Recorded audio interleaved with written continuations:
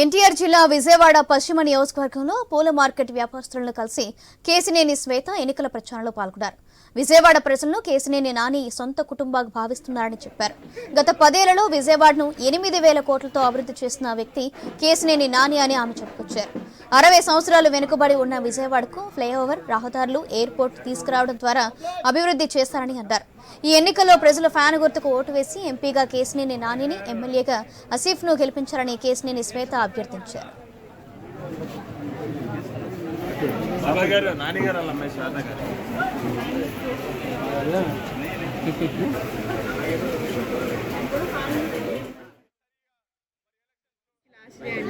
First రోజు స్టార్టింగ్లో ఏంటంటే ఈరోజు రాజీవ్ గాంధీ ఫ్లవర్ మార్కెట్కి రావడం జరిగింది. సాటర్డే కాబట్టి చాలామంది ఇక్కడికి మొత్తం విజయవాడ ప్రాంతంలో చాలా చోట్ల నుంచి కూడా ఇక్కడికి రావడం జరుగుతుంది. వెండర్స్ కూడా రకరకాల ఏరియాస్ నుంచి ఇక్కడికి వచ్చి చేసుకోవడం జరుగుతుంది.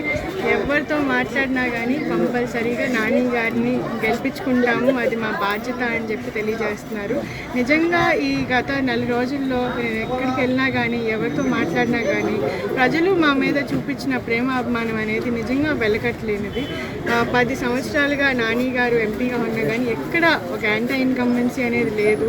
అందరూ కూడా మళ్ళీ ఆయన్నే కోరుకుంటున్నారు. మా నాని గారు మా సొంతం అన్నట్టుగా ఎవరితో నేను వెళ్ళి ఏమన్నా చెప్దాం అనుకుంటే కూడా నాని గారి గురించి మాకు కొత్తగా చెప్పేది ఏముంది మీరు అన్నట్టుగా వాళ్ళ సొంత ఇంటి మనిషిలాగా వాళ్ళందరూ కూడా భావిస్తున్నారు.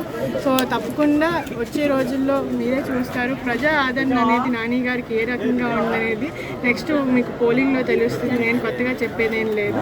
తప్పకుండా నాని గారు అనేది బంపర్ మెజారిటీతో ఈరోజు గెలవబోతున్నారు.